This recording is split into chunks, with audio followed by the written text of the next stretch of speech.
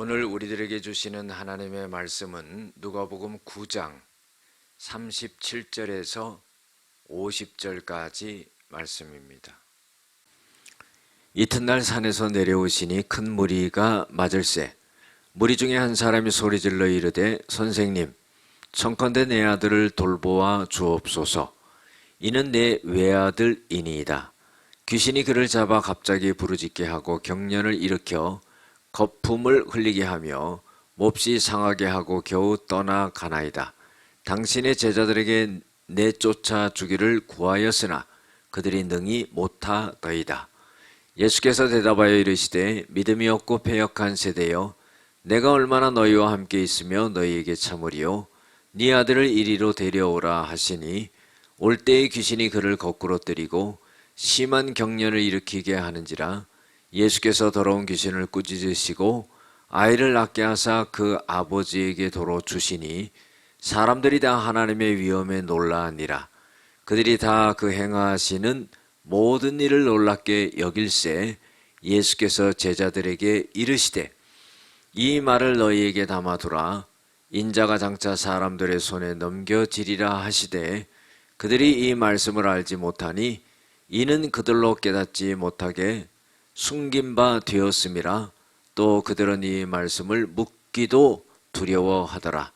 제자 중에서 누가 크냐 하는 변론이 일어나니 예수께서 그 마음에 변론하는 것을 아시고 어린아이 하나를 데려다가 자기 곁에 세우시고 그들에게 이르시되 누구든지 내 이름으로 이런 어린아이를 영접하면 곧 나를 영접함이요 또 누구든지 나를 영접하면 곧 나를 보내신 이를 영접함이라. 너희 모든 사람 중에 가장 작은 그가 큰 자니라. 요한이 여짜오되 주여, 어떤 사람이 주의 이름으로 귀신을 내쫓는 것을 우리가 보고 우리와 함께 따르지 아니하므로 금하였나이다. 예수께서 이르시되 금하지 말라. 너희를 반대하지 않는 자는 너희를 위하는 자니라 하시니라. 아멘. 오늘은 담대한 믿음과 겸손, 제자가 단련할 성품이라는 제목으로 함께 은혜를 나누고자 합니다. 예수님께서 기도하시고 이튿날에 산에서 내려오시게 되었습니다. 큰 무리가 예수님을 맞이하지요. 무리 중에 한 사람이 소리를 지르면서 예수님에게 부탁을 합니다. 예수님, 우리 아들을 돌봐 주시옵소서. 내가 데리고 있는 이 아들은 외아들인데 귀신이 들렸습니다. 그래서 갑자기 부르짖게 하고 경련을 일으키게 하고 거품을 물게 하고 몸을 상하게 하고 이릅니다. 제가 당신의 제자들에게 이 귀신을 내어 쫓아달라고 부탁을 했는데 내어 쫓지를 못했습니다. 그래서 당신께 와서 내가 부탁을 합니다. 내 아들의 귀신을 쫓아내 주시옵소서. 이렇게 부탁을 하는 거예요. 이때 예수님께서는요, 믿음이 없고 패역한 세대여, 내가 얼마나 너희들과 함께 있으며 너희에게 참으리요, 이런 말을 해요. 그러면서 아들을 데려오라 그럽니다. 자, 믿음이 없는 세대여, 언제까지나 내가 너희들과 함께 있겠느냐? 이 말씀은 무슨 뜻입니까? 믿음이 있으면은 귀신을 내어 쫓을 수 있다, 이 말이죠. 믿음이 없었기 때문에 귀신을 내어 쫓지 못했다 하는 겁니다. 그러면 예수님의 제자들에게 부탁했는데 예수님의 제자들이 내어 쫓지를 못했지요. 그럼 예수님의 제자들이 믿음이 없었던 겁니까? 우리가 37절에 보면은요, 그 비밀이 37절에 나오는데 예수님이 산에서 내려오시니 이 말씀에 있습니다. 이 말은 무슨 뜻이냐면은 예수님께서 밤새 산에서 기도하다가 내려오셨다 하는 거죠. 자, 다시 말해서요, 예수님의 제자들이 믿음을 갖고 기도하지 않았기 때문에 귀신 들린 자를 내어 쫓지 못했다 그런 거예요. 예수님의 제자들도 귀신을 내어 쫓았거든요. 그런데 지금은 안 된 거예요. 왜요? 예수님처럼 믿음을 갖고 기도하지 않았기 때문입니다. 그래서 예수님께서는 믿음이 없는 세대여, 너희가 믿음을 갖고 왜 기도하지 않았느냐? 그런 말씀이고, 또 언제까지 내가 너희들과 함께 있겠느냐? 이것은 예수님이 나중에 십자가 지시고 돌아가신다는 그런 말씀을 하시는 거죠. 그래서 그 아들을, 귀신 들린 아들을 데려오라 명하시고는, 데려올 때 귀신이 그 아이를 거꾸로 때리고 경련을 일으키고 막 그러는 겁니다. 그때 예수님께서 그 귀신을 꾸짖어요. 그리고 아이를 낫게 하니까 이 아이가 정상적으로 돌아와서 그 아버지 품에 안기게 되었습니다. 사람들이요, 예수님이 행하신 이 기적에 그 위엄에 놀랐습니다. 그리고요, 예수님께서 제자들에게 이런 말씀을 하십니다. 이 말을 너희 귀에 담아두라. 인자가 장차 사람들의 손에 넘겨지리라.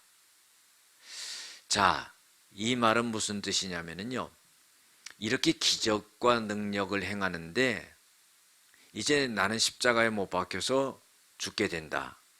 너희들은 믿음을 갖고 나처럼 기도하고 해서 귀신들을 내어 쫓을 수 있는 그런 능력자들이 되어야 된다는 것을 말씀하시는 거죠. 다시 말해서요, 내가 없어도 이제 너희들이 해야 된다 이 말입니다. 45절에 보면은 그들이 이 말씀을 알지 못하니 이는 그들로 깨닫지 못하게 숨긴 바 되었음이라. 그들은 이 말씀을 묻기도 두려워하였더라. 큰 기적을 보고 그리고 나서 예수님이 하시는 이 말씀을 알아듣지를 못했다는 거예요. 예수님이 언제까지나 자기들과 함께 있을 줄 알았는데 예수님이 십자가 지시고 돌아가신다는 그 의미를 깨닫지 못했다는 겁니다. 제자 중에서요, 누가 더 크냐 하는 변론이 일어났다는 겁니다. 여러분들, 높아지려고 하는 교만이지요. 시기심이고 질투심입니다.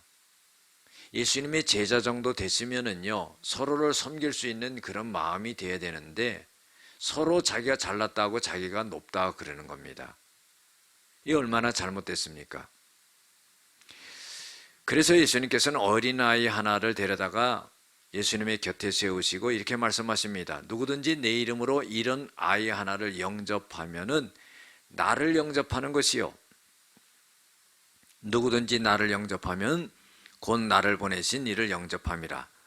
너희 모든 사람 중에 가장 작은 그가 큰 자니라. 역설적인 말씀을 하시는 겁니다. 제자들에게 대해서 누가 높으냐, 누가 낮으냐 그러지 말고 낮은 자의 모습으로 어린아이처럼 살아가면은 높은 자가 된다는 거예요. 우리는요, 섬김을 받기 위해서는 섬겨야 된다는 거예요.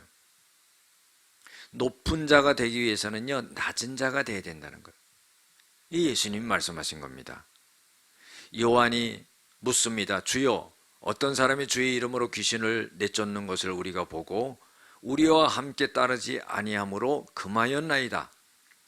그때 예수님께서 이렇게 말씀하십니다.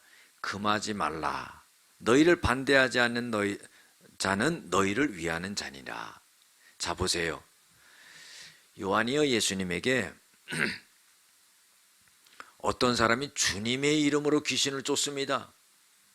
아니, 감히 주님의 이름을 빌려가지고 귀신을 내어 쫓고 그러는데, 그래서 너 우리 따라와라 그러는데 따라오지도 않습니다. 제 맘대로입니다. 그러니까 예수님, 이 사람을 예수님의 이름으로 귀신을 내어 쫓고 하는 그런 일을 하지 말라고, 그렇게 해야 됩니다. 그랬더니 예수님은 그걸 금하지 말라. 우리를 반대하지 않는 자는 너희를 위하는 자니라 그랬어요. 여러분들, 이건 뭡니까? 배타성을 갖지 말라는 거죠. 주님 안에서 주님의 이름으로 하는 모든 것은요, 그것은 다 인정하고 그리고 포용하고 함께 일할 수 있는 그런 사람들이 되어야 된다는 겁니다. 우리가 오늘 말씀을 통해서 정말 믿음을 갖고 기도해야 된다 하는 것을 알고, 또 정말로 겸손한 모습으로서, 섬기는 모습으로서 낮아지는 모습으로서 우리가 공동체를 섬겨야 된다. 이 생각을 우리가 꼭 잊지 말아야 될 겁니다. 기도하시겠습니다. 담대한 믿음과 겸손을 갖게 하시고 우리가 예수님의 제자로서 살아갈 온전한 그런 성품을 갖고 살아갈 수 있게 도와주시옵소서. 예수님의 이름으로 기도드렸습니다. 아멘.